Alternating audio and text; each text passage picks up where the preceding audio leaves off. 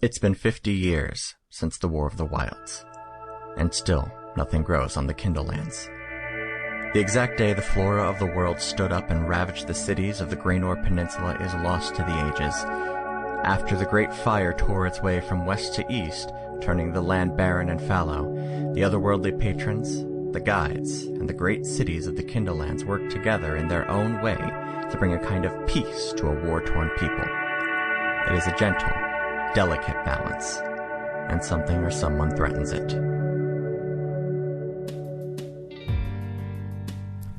Welcome to Another Path. My name is Chase, and I'll be your GM.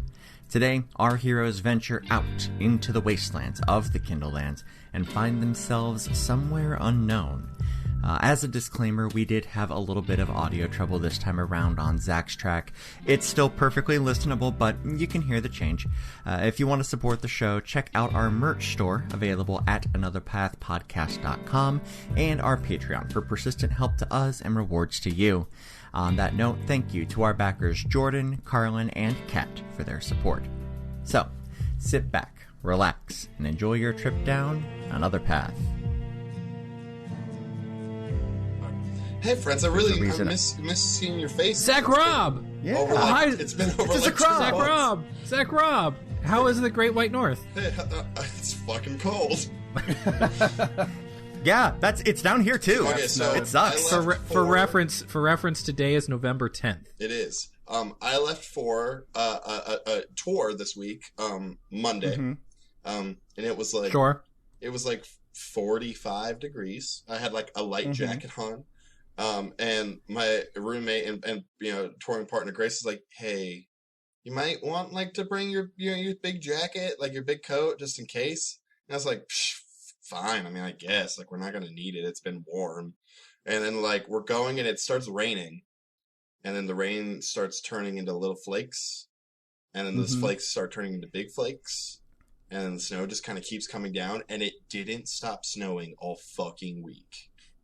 So how much do you have? How much do you have? Do you know? For a while, things weren't sticking because it was still sort of teetering temperature. Sure. I mean, we've at least got like 2 to 3 inches. Like it's covering everything now. That's what you get for living north of the wall. There we go.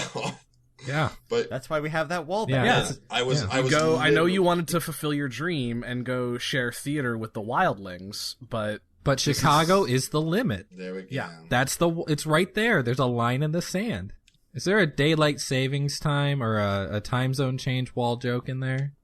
I mean, maybe. I mean, that's in Indiana though.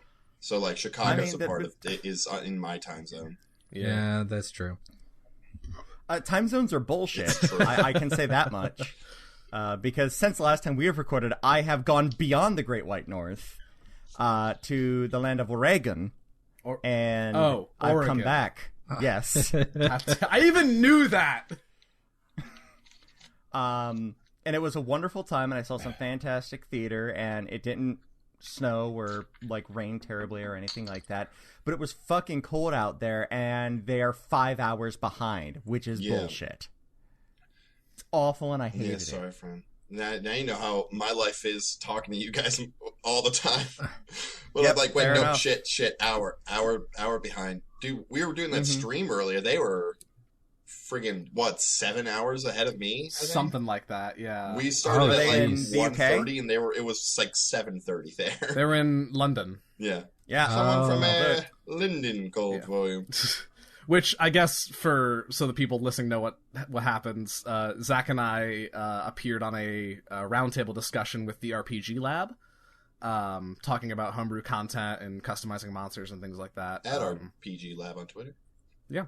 I think there's going to be a VOD or some sort of rebroadcast of it. It was streamed on their Twitch. If you want to go check it out, I'm sure it's out there somewhere. It was a good time. If it is available, you can access it through our Twitter as well. Yeah. At Another Path Pod. Yeah. Or, actually, probably, also very appropriately, the Pet Shop Twitter. Yeah. Do we want to touch on that real quick, Zach? Oh, yeah. We're launching a thing. A thing was launched. By the time this is out, it's launched. At this point, it's launched. Because they'll be hearing this the week after. Correct. So hopefully you liked it. That's the dream. Zach and I launched a new show, Zach and Griffin's Multiversal Pet Shop. TM, where we discuss the validity or lack thereof of having animal companions or beast companions or creature companions, starting from the monster manual and what it's like to have them as pets. Can I pitch my guest spot to you right now? Please. So I just want to I'll give you like a minute full, maybe 2 minutes of me saying TM in different ways. And then it just pops up repeatedly in all of the episodes. So whenever you need a TM, I got you. You just have to splice it in there. Zach's currently dying. He's making his I'm trying really hard not to ugly cry face. And by explaining this, I'm making it worse. There he goes. I wish you could see this. It is one of the magical miracles of knowing Zach Rao is this face. But anyway, Pet Shop is going to be releasing on Another Path off weeks on Wednesdays, so every other Wednesday. But not in the Another Path podcast feed. You do need to go find the Multiversal Pet Shop feed and subscribe to that. There is a link in our description right now, or just Google Zach and Griffin's Multiversal Pet Shop, because fuck if there's anything else with that name on it, we're so fucked. All right, so are we doing level ups ahead of time, or? Yeah, let's talk about level up. Alrighty then. Excuse me, Mr. Johnson, Mr. Zephyr Johnson. Yes. Warlock Daily Times. I hear that you have some brand new magics. Could you tell us more about that, sir? Well, of course. You see, I did not actually take another level in the Warlocks, but I did bump up my bard just a little bit more. You see, I am now up to level 3, and I'm able to choose my bardic college. Oh, no. Exciting. Oh. That means that I have chosen the ever lovely College of Whispers. Of course you did. Of course I did. Of course you did. College of Whispers is so scary. Because Zephyr needs to deal more psychic damage. Right? So first and foremost, what I am most excited about is my feature Psychic Blades. When you hit a creature with a weapon attack, you can expend one use of your bardic inspiration to deal extra psychic damage once per round on your turn, based on the level. So right now, if I use this feature, I can deal an extra 2d6 of psychic damage with a weapon attack. Dear Lord. With all those weapon attacks that you make. Yeah, well, I mean, exactly. I'll fucking start making more of them now. Get off my case. Hey, Griff, I don't think we're ever getting inspired ever again. Probably not. I mean, no. I hardly... 2d6 I forget damage? that I have them half of the time anyway. So. I know. As a former bard, I completely understand.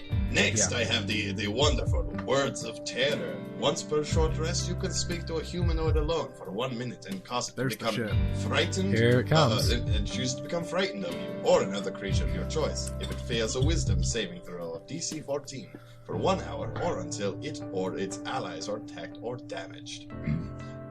And if I succeed, they are not aware that I use this ability on them. So it's not like Charmed Person, where after it's done, you're screwed. You can just make someone inadvertently shit their pants. Yes. And I can seem very charming while I do so. Yes.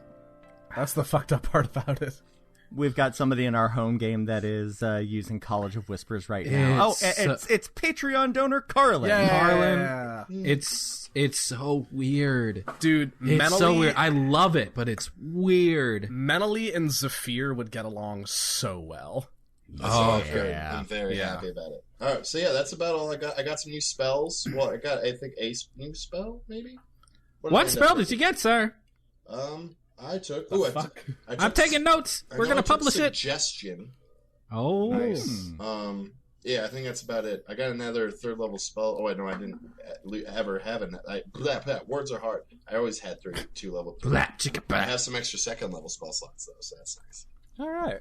Mm-hmm. Excuse me, Mr. Mordecai over there. How are you doing today, sir? We just wanted to ask you if you could help us. This is Leonardo from the Daily Rage. Just wanted to know how your barbarian levels were coming along. Well, it's funny you should mention that, because I actually took one of those just now. I've been going back and forth between, do I become more of a barbarian? Do I go more druid? And the last arc made me very angry throughout most of it. So, thank you, Chase. You're welcome. So I'm now a level 5 barbarian, level 3 druid.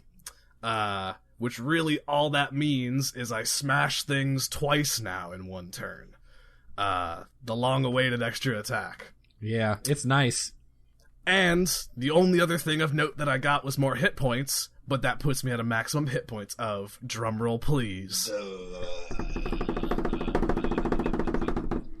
69. Nice! I'm at 58. Not quite as nice. And that's about all I got. Mr. Silver there. Hello, it's me, Laszlo Soze. From No, he's in the metaverse now. Yes. Hello, I've interceded your material plane into this weird campfire scape of yours. I thought we talked about coming up with less convoluted lies. Anyways, Mr. Silver, what did you get?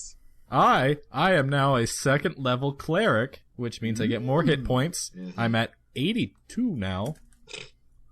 Left me in the dust. That's my job. A little bit. I get another spell slot. I get another prepared spell, and I get Channel Divinity. Oh god, that means Guided Strike. That means I get Guided Strike, which means I'm never fucking missing again. Oh, man. What's that? You can just pop that off and you just get a plus 10 to your attack roll? Yeah, it is once per... Channel Divinity is... Short rest. Short rest. Is it? Channel Divinity is... Oh, shit. Isn't it twice per... Short rest. It's, I get it, twice when I'm a 6th level cleric. Gotcha. So I do have to have a cleric level so high. But I get Channel Divinity, and I get Turn Undead, which turns this into a Running Dead scenario. And I get Guided Strike. However, I can only use it on me. I can't use it on you guys. Later on, I'll get War God's Blessing, and that I can use on you guys. Yeah, so that's what I got. So and the spell I picked up is, I think Bless is my new one. #blessed. So yeah, so now I can prepare 3 cleric spells. Yay! Because my wisdom is still a 13. Yep. Not so great.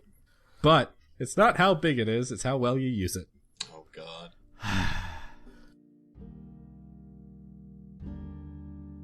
The 3 of you reconvene at the Windward Sheet, gathered around a small table near the fire.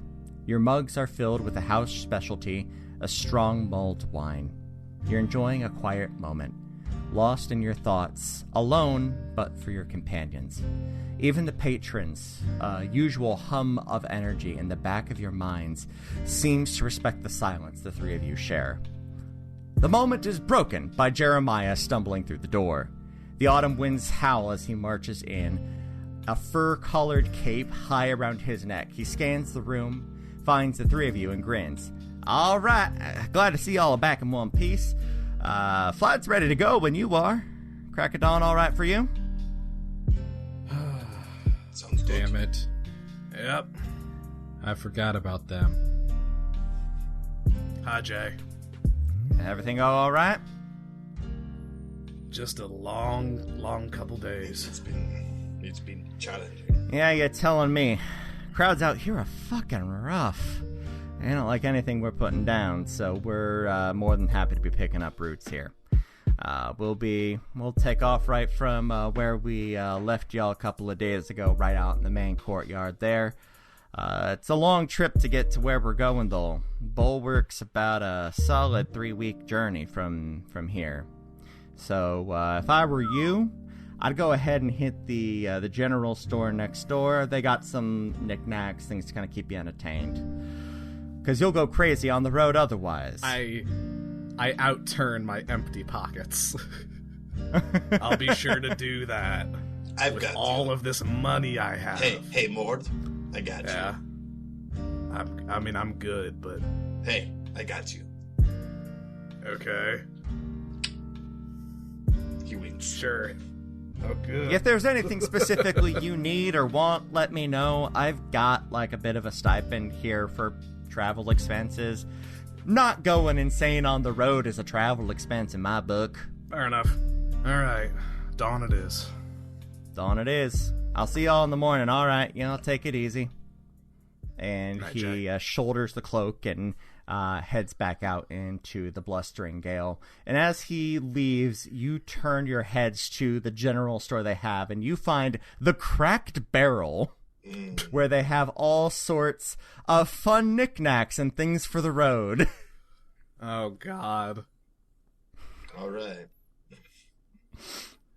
I have 95 gold. That's burning a hole in my pocket. Let's go. I have my book of dirty limericks. That's all the entertainment I need. As Griffin pulls up the page of dirty limericks. Yep. Please hold. While he does that, I do want to go shop, and there's something I want to do that I've been wanting to do for a bit here. I had a feeling you'd be asking about that. Okay. Cool. Okay, so you're definitely going shopping. Griffin is looking for an appropriate dirty limerick. And Jackson, what are you up to? Or an inappropriate dirty limerick.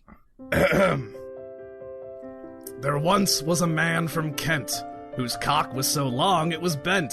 To save himself trouble, he stuck it in double, and instead of coming, he went. That's pretty good. That is both that is certainly fun, but also grammatically entertaining. Yeah. Mm-hmm. Cool. That was a limerick. All I right. love it. Here we go. Jackson, what are you doing?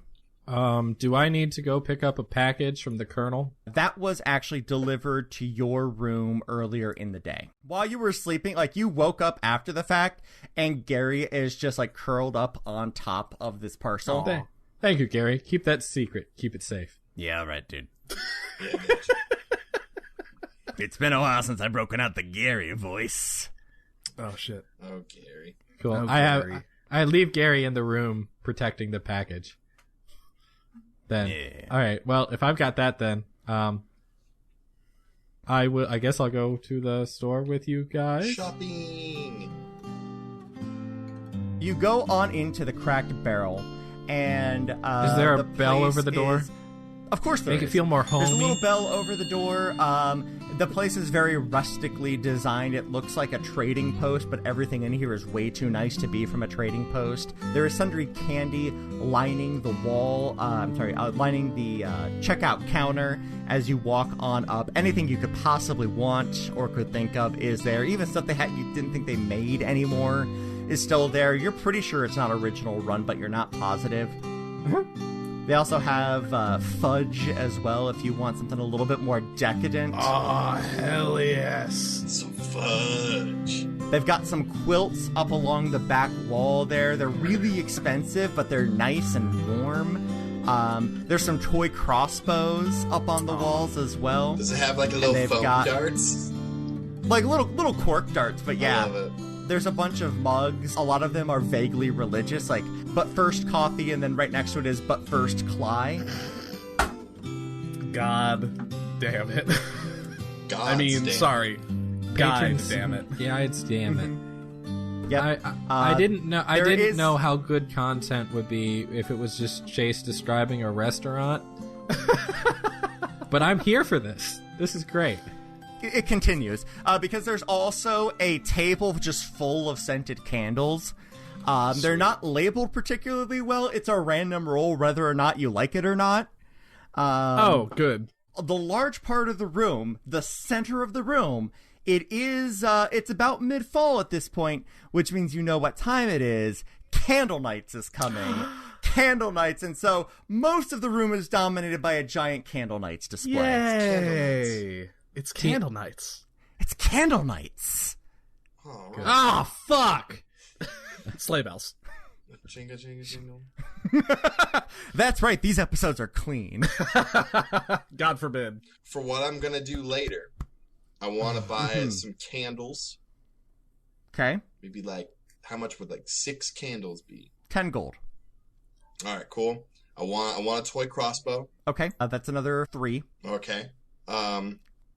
How much is one of those quilts? Quilts? That's going to be 20. Sounds fair. That's fair. They're very warm. Which design do you pick out? Oh, houndstooth. Of course you do. Good. Of course you would pick the most dizzying of the designs. Yeah. He uses it for camouflage. That's what I'm going to buy. So that was what, 43 gold? There's a couple other things. I'm sorry. Oh. We got distracted talking. I forgot to mention a few more things that are here at the Cracked Barrel. There's also a familiar ball. It is a small fabric critter attached to a magic ball that will roll around for 1d4 minutes once per day. Oh, God, I love those. There is some travel games. It's a collection of classic board games that use a very weak attraction spell to keep the pieces on the board. But you're pretty sure if you hit any kind of like turbulence or anything on the road, the pieces would likely still go flying nonetheless. Please tell me there's a talking parrot. Please tell me there's a talking parrot. There is a comically large rug checkers game. I'm so upset. Tucked in the back corner, Jackson, you find a series of Offices and Bosses supplemental books. No! Yes! I go right there. Do they have the latest one? I'm specifically looking for Waterdeep Office Cooler. Unfortunately not. It hasn't made its way up here. In Bulwark, you can almost definitely find it. You're sure they've got it in Bulwark. That's where the Middle Managers of the Coast is based out of. God damn it. But no, here they've got a couple. It's good to know that it's always rainy in Bulwark. Exactly. But they do have a couple of pretty cool ones here. They've got the Pine Point Amusement World, Alabamian Adventures, and Finances and Fiduciaries Running Economic Stories. Can I make one more Waterdeep joke? Please. You can. You mean Deepwater, Office of the Evil Executive? I get it. Okay. I get it. Okay. That's not bad. Yeah. I don't hate it. It's not bad. I'll take that. Thanks. It's a So I was going to go with the Actuary's Accounts of Ravnica. So that's what I was going to go with. Sure. That's pretty good. Absolutely. So doing a high finance story. Yeah, I gotcha. Exactly. But there's a lot of groups involved, and it's actually not even official Offices and Bosses material originally. It's actually from this other weird game that's mostly card-based. It's just called Stapler. I'm sorry. That was very good. I do want to take a second and shine a light on the high finance genre joke that Chase made. That was very good as well. Thank you. Fuck me. I go straight for the supplements. I would like to make an intelligence check. Of course you can. That's a 2. I'm going to take the Alabamian Adventures because I don't want to deal with numbers. It's fair, and to be fair, fiduciaries are fairly boring. It's just like accounts, somebody doing business on behalf of somebody else. It's like rep payee accounts, stuff like that. Stuff you really only have to deal with if like people are going to be, like unable to manage their own finances. We get it, Chase. So you're a banker now. So am I the quilt? I can make bank jokes. I haven't gotten to make them yet. This is my first time I've gotten to make a bank joke since I started working there like 8 goddamn months ago. Okay. I got to shoehorn one in, so I'ma do it. All right. Alabamian Adventures. Okay. If I page through this, can I quickly find out what this is about, or should I hold on to that? It's about running adventures in this weird, really hot and humid environment called Alabama? Kind of hard to get a pronunciation. It's pronounced Alabama. Alabama. There it is. Hey guys. Alabama. You want to go to Alabama? What? Look, more Offices and Bosses, guys. No. It's 3 weeks. Fuck. There's actually a lot of really cool places to visit in Alabama.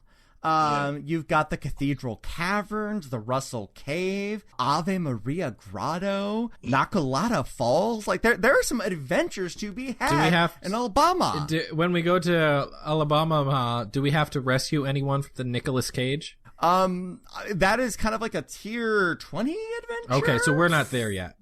No, okay. Yeah. No. Yeah. So Mordecai is like sitting there looking at like the decorative like wind chimes or something, sure. And then suddenly a cork dart just hits him in the side of the head. What the fuck? What the hell? Sorry. Please don't buy that. Or if you're going to, at least buy me one so we can have fights. All right, I buy 2 of them. Okay, another 3 gold. All right, I buy Jackson one too. Okay. So, yeah, so we all have There we go. Toy Go ahead and add that crossbow. to your weapon slot. It does 1d12 of embarrassment damage. I assume I'm proficient. Nobody's proficient with cork crossbows. Because the wind can take them, and they just kind of go off in random directions sometimes. You never know, man. I'm very happy about this. All right, cool. Shopping. Okay. All right, I take mine to the counter and go to pay for the Alabamian Adventures. The Alabamian Adventures is going to be a hefty 10 gold. That's okay. And I asked the I assume it's a grandma behind the counter. It's more of a disaffected teen. Oh, that's worse. Yeah. Okay. All right. So I asked him, I go, I'm really getting into this offices and bosses thing. I don't know if you've played or not, but sometimes you have a board. Uh-huh. And you can have little, like small statues that move around on it, and you can have like little desks, and maybe if you're really fancy, a tiny water cooler. Do you guys have any of those? I know they're like official, and maybe sometimes you can paint them too. Not here. I've got a cousin who plays a lot, and I think he gets them from in the tower somewhere, but okay. I don't fucking know Okay. where. Well, thank you. You've been You're very helpful. welcome. 10 Have gold? a great Here's day. 10 gold. Thank you for visiting the Cracked Barrel. Have a nice night. You two, work on that mustache. There's a nice fellow upstairs who's got a lovely mustache. I think that's the new fad. Teens, I know them and understand them. Fuck. I am one. Oh, right. Evidently. I forget that you're technically like 18 Yep. years old. All right, Josh. all right. I have spent my 10 gold and written down my offices and bosses supplement. Mm-hmm. Also, write down your And toy toy crossbow. That's right. I got him. It deals 1d12 embarrassment damage. I asked Zafir for a couple gold pieces so I can buy some of those, like, stick candies that come in all the different flavors, like the... Oh, like sure. Yeah, or like rock candy, Rock or like, things. yeah. Yeah, we get an assortment. Okay. You buy an assortment of candy for an additional 5 gold. All right. Well, I'm feeling particularly adventurous, especially after our last adventure. I go and I pick up the bag of jelly beans that has no flavors written on them, and it's just a grab bag, and some of them are just the worst. Yep. One of those bags. I get that. 2 gold. I gladly. I'm crunching on some peppermint rock candy. Assorted jelly bean bag. Bad? Clearly what we're going to have to do is buy like some of those knockoff Birdie Bots every flavored beans next time we're all together. Yep. And RP the scene where Jackson passes them out. Can I tell you how much Absolutely. I fucking hate those things, though? That's going to be a Oh, I've nightmare never had them. situation. There's a for me. reason. They They're sound so bad. terrible. I distinctly remember getting a box, like a small box, like a card-sized box of these for Christmas one year. I think I was like 13 or 14. And it was this whole thing, and it came out, and it like, but it was so cool, and I had it, that I didn't want to open it. Yep. So I didn't actually open them and try them until like a year later. They were all bad by that point. Yeah. That's fair. Time makes everything bad. Except alcohol. Except alcohol. And cheese. Cheese. That depends on the cheese. And elves. I mean, eventually you die. They do it longer. Hey! There's a reason why Zach and I are soulbound. Taking us into the next segment.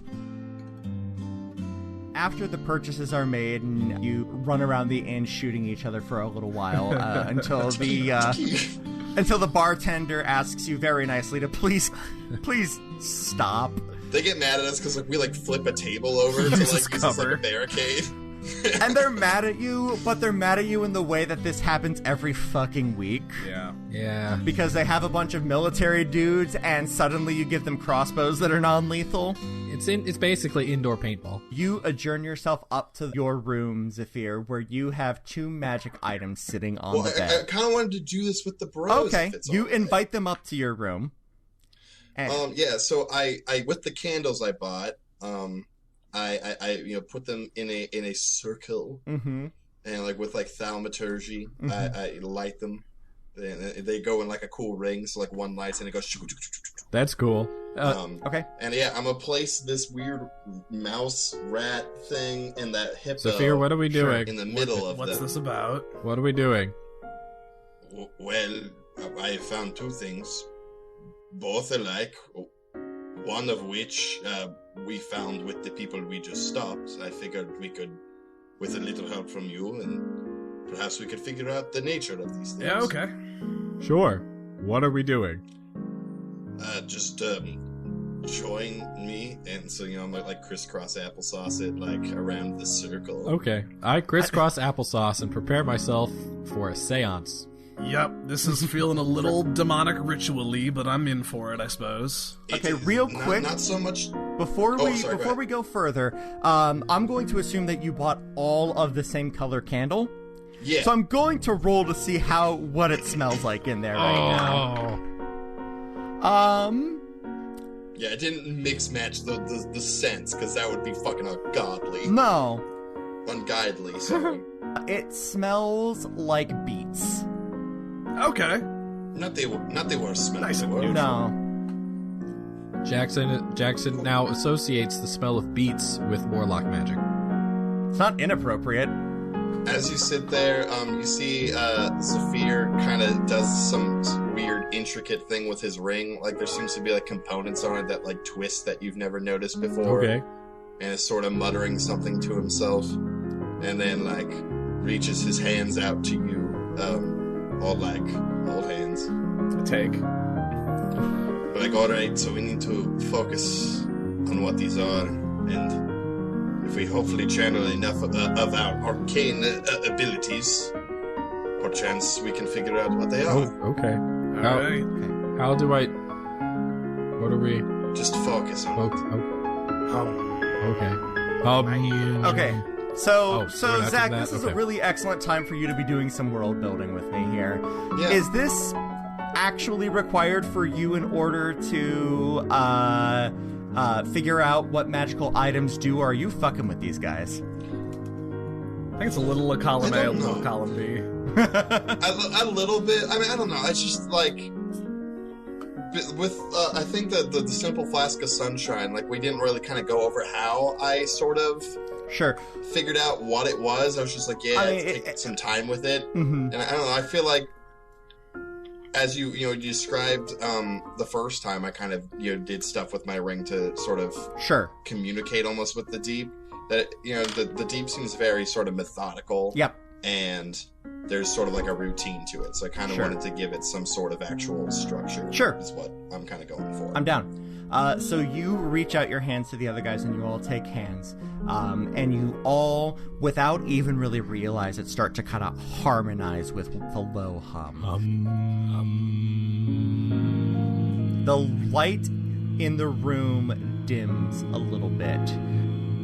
Nobody but Zafir sees the kind of flickering of the items as they kind of phase in and out.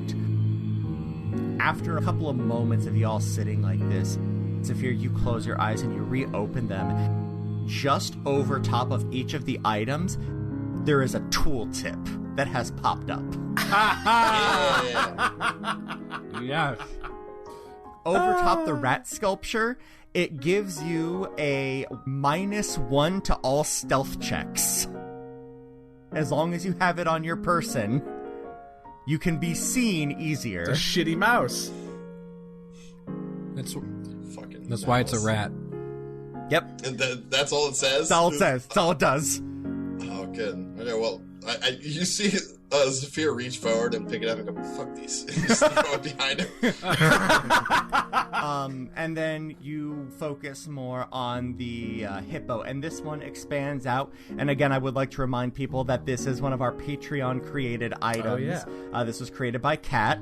The little tiny hippo does have a very slight level of sentience, and when it's unhappy, it cries, and it doesn't stop crying until you make it happy again. Oh, So you realize when you picked it up and you wrapped it in the towel, you made it happy. Oh my god! So both of these things just seem like hindrances to me. The hippo does cry pure water. It is drinkable, but you have to make the tiny stone hippo sad. We're not gonna do that. Because we're not monsters. So I guess now we just have a small hippo friend. Which, hey, I'm about it. Yeah, no, I'm gonna swaddle the hippo again. Okay. Oh, but while I'm reading these, you see Zephyr sort of reach out and sort of like in the air do like this weird like thing where he like extends his thumb and his index finger out in a way. Enhance. Yeah, but he's zooming He zooms in.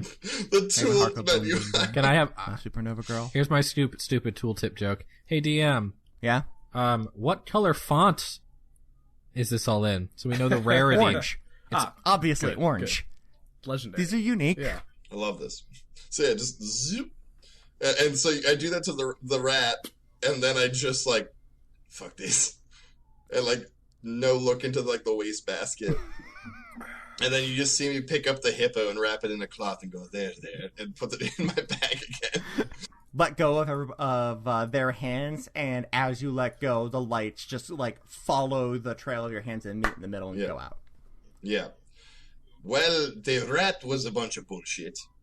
So that will stay in the wastepaper basket where it is. Okay. The hippo could have some use. So I think that might have been where they got all that water from. Now that I'm thinking, about that makes sense. Okay, cool. They just make that hippo cry for like hours to get that much water. So we just have a never-ending supply of water. That'll come in handy. Yeah, there we are. We just have to make a little hippo. I refuse. Well, if we're up here, guys. Well, if we're I guess I could give you guys this now, then, like, so you can get used to it. Hey, Gary. Yeah. Gary comes flying in and in his... It's too heavy for him to fly. He's like dragging it behind him. You see the door like about a foot, and he's just backing up. And then he has to like pull really hard, and the parcel just like opens the door another like 6 inches, and he just pulls the whole damn thing through. Well done, Gary. Here's your bacon. Bacon. There you go. Nice. Hey, that guy. And I pick up the parcel and I set it down on the chair and say, "Well, these are for you guys. We're kind of a family now, and it's been just a short while, but I figure, I've missed a lot of birthdays at this point, so I'm trying to make up for it. So, happy belated birthdays, Jackson." Oh, you sure didn't. Well, hold on, because I'm not all I got you was a stupid crossbow. That was a lot of fun, though. There was also that Larotten and Larata t-shirt. Yes, yeah. That's fair. Don't thank me yet, though, because I'm not sure what these things are or do yet. I just put in requests for them. Ah, sick. So, they might be shit, but it's the thought that counts, right? Yeah. Okay. I open it. Okay. It was originally a ring of protection for Zephyr, right? Yes. Ooh. Okay. Zephyr, it is now a nose ring of protection. Yeah. So you get to decide right nostril, left nostril, or the bull. Or septum. Yeah. I think it's going to be left nostril because I have my goth kid ring on my right. Okay. So it's going to be on the left, and my tooth cap is on my right. There think, you go. As well. So a little bit of balance. Things out. Mm-hmm. And it was a ring of animal friendship for Mordecai. Yeah. Oh God. So instead of 3 a day, it is once a day. The actual ring, I've got it on Roll20 here. I'll share it with you guys. It's actually called a ring of animal influence. Okay, there we go. So it does a couple of things. So he can just pick one of the things that it does. Yeah, you can do one of the things once a day. Oh, I see. Okay. Ring of limited animal influence. Yes. Yes. Ring of animal influence, but only one time. Guys, that puts my AC up to 13. That's nice. That also gives me +1 on my saving throws. Yeah, that's really nice. Yeah. That'll be really. Yeah. helpful. Well, Zephyr, you get hit a lot, and I just figured any little bit could help. And then Mordecai, you're really tapping into the druid thing, and I wanted to give you something to help you out. Maybe when we meet a big hippo, you can become friends with it more easily. Hell yeah!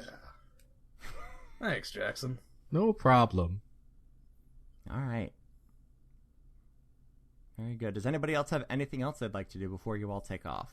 I have a very short errand I'd like to run.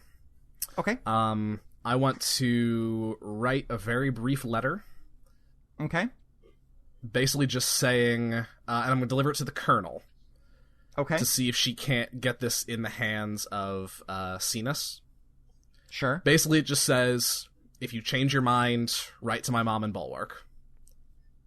Okay. And I try to arrange with the Colonel to facilitate that if he's willing to talk or willing to change his mind.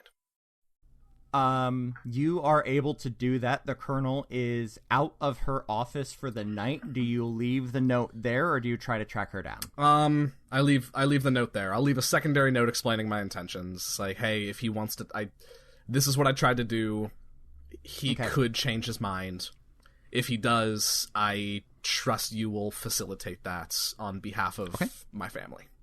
All right, you are able to do that, and then you leave the blustery autumn winds behind you, and you all go to bed. As you're about to go to bed, Jackson, you decide it's time to write back to Addie.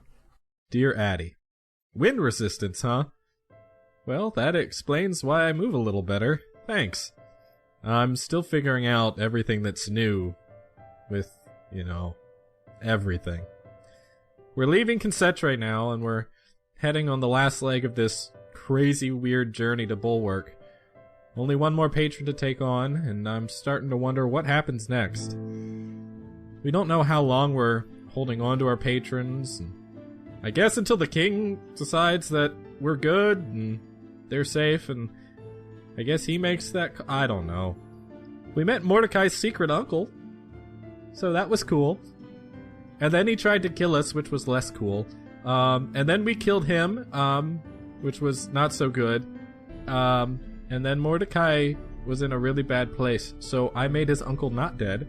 And magic's pretty cool. I understand why you study it now. I sent you something. Hopefully, I don't really know how fast it'll get there. But I sent you something. It's a model of Concetre and the mountain that it's on, and one day you'll get to see it too in person. But for now, here's a small one. About 3 weeks or so to Bulwark. Gonna be real long, but we're almost there, almost through. Right often, you're my constant. XOXO, Jackson. Oh. It's so beautiful. And I wrap up the note and wrap up the parchment and put it away and go into a elf trance for my 4 hours. I'm up. Well, I end up being up well before dawn, and I would like to, if possible, beat them to their cart. Oh, absolutely. Well, the final flight. Yeah. Yep. Absolutely. Yeah, you are there well in advance of everyone else. Not long after you get there, sunlight threatens to spill into the massive courtyard of Concetre, and everyone is there packing up the wagon. It's a quiet affair. You get the impression that some of the companions had a bit of a drink the night before. All of you are moving quickly in order to try and stay warm. You take your usual positions on the cart, and the gates to the southern half of the continent open before you. And a great wide waste of the Kindlelands fills your vision. Miles and miles and miles of rolling flatlands, dotted with pockmarks of burnt-out forests and ruined cities. It would be beautiful if it weren't for the tragedy that it represents. The wagon pulls forward, and amidst the gate workers, Salix the Bulwark stands and nods at you all. To Mordecai, he clenches a fist and slams his chest. I return. Down the mountain is much easier than up. The sun has baked dry the rain from your journey in, and the switchbacks on this side of the mountain are much wider than those on the other. This is the longest leg for you all yet, though. It's going to be 3 weeks. And while it's not much harder as the crow flies, the brutal conditions of the road and dangers of travel will slow it quite measurably. What are you doing to pass the time? I am reading some more of my dad's book. Okay. There's some things I've been finding recently that I've been finding quite interesting. Okay. So you are thumbing through the book, and a lot of it is a history of warlocks and their relationship with the different patrons. Of course, the one that draws you in the most is the information about the deep. And you do find that your father had found some hints and inclinations that they were somehow able to craft familiars, that they were able to, whatever it is about life that exists in this world, the warlocks of the deep specifically were able to trick the world around them to believing something was alive that wasn't really alive. There's more research to be done there, but it puts that bug in your ear. All right. Mordecai, what are you doing? With my level up, I also subbed out one of my cantrips. So I picked up the Frostbite cantrip per picking up the general. I'm going to say it. I'm practicing my cantrips. On the back of a horse? So yeah, I'm just kind of just trying to, I'll pick a piece of the terrain out in range ahead of me, like a fallen branch or a rock or something, and just try to with my general tat arm, just try to condense a little bit of frost around that object and just start getting acclimated to this new weird elemental power that's now apparently in my wheelhouse. You spend a good chunk, especially that first week, you spend a lot of time just kind of, blasting things with that cold power, and it is quite satisfying. I'm also trying to, do a little bit of practice concentrating on spells while in beast form. I'm trying to get some druid practice in. Okay. So I'll probably cast a spell I've got a couple Longstrider or Barkskin, where I can concentrate on the spell, and then I'll cast it, shift into beast form, and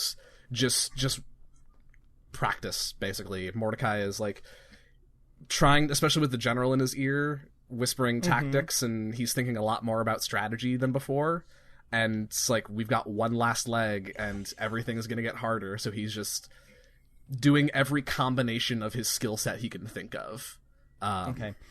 You spend a lot of time scouting, especially in your wolf form with Longstrider. Yes. You're second to none as far as speed goes for the group. You spend a lot of time ranging out. The tragic thing is there's almost nothing to see.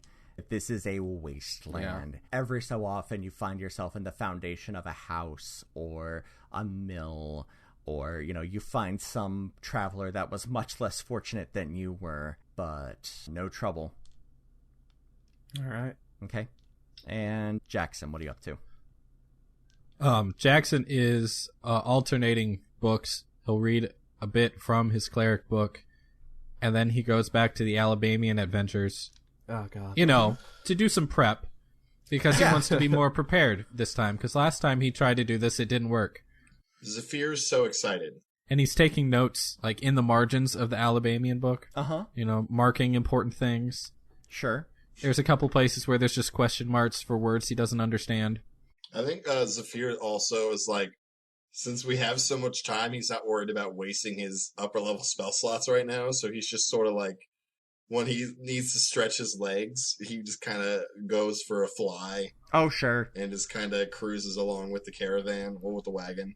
And especially while Mordecai is off running around, Zephyr might just sort of go cruising with him. To go with that then, just a point of interest, whenever both Mordecai and Zephyr are not on or in the cart, you practice your cantrips? Jackson very specifically and very deliberately removes himself from the final flight as well. whether that's walking a little ways away or whether that's riding one of the other horses. About 2 weeks into your journey, the sun is getting low. Normally by this point, you would have stopped for the night, but Jeremiah is insistent that he has a better place for you all to stay.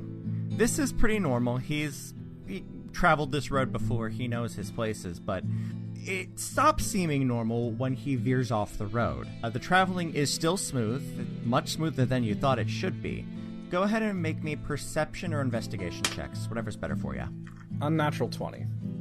Okay. And I'll also ask, hey, Jay, where are we going? Yeah.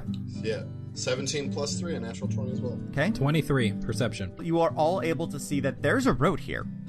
You never would have seen it. You never would have noticed it from the road. You have no idea how Jeremiah knows it's here. But as soon as you got over the first hill, it's perfectly travelable.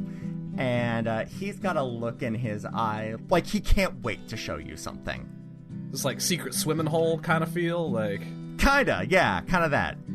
Suspicious Jackson is suspicious? Well, Suspicious Jackson is suspicious, but also Ryan can feel Chase building up to a pun. Fair, stern but fair. I mean, look, that's this entire podcast. Are we about to have a beach game? Let's keep going. Come on. Oh no. If you think about it, this whole stretch is a beach game. It's true. It's just the coast is a way out there. You're traveling down this road and through like some pretty tall hills and cliffs for about 10 minutes. Gail is you can hear her working herself up to go against her boss when the cliffs and everything break away and you see a hill. And on top of that hill is a keep surrounded by ruins. The fuck? You stand amidst a ruined city. The foundations of houses, businesses, and farms stand silent vigils over the land. The center of town, a massive stone structure, stands alone and untouched. Jeremiah tosses the reins to Loaf as you reach the very center of town at this massive structure and pushes with all of his might a massive door. The door swings open easier than it should, and he beckons you all inside. Welcome. Jeremiah, where the hell are we? Welcome to Everburn Hall, my friends. Thank you for joining us here on Another Path. You can find our website and merch store at anotherpathpodcast.com, on Twitter at anotherpathpod, and on Facebook at facebook.com/anotherpathpodcast. You can support our efforts by donating at patreon.com/anotherpath. A special thanks to our donor, Nathan N., or by giving us a rating and review over on Apple Podcasts or whatever podcatcher will let you. Also, make sure to check out our brand new show, Zach and Griffin's Multiversal Pet Shop. You can find me on Twitter at TQLoudly, Ryan at Ryan_Albrecht, Griffin at Griffcold, and Zach at That Guy Zach Rob. We'll be back in 2 weeks with a new episode, and until then, remember, the best Cracker Barrel candy is, of course, the candy raspberries.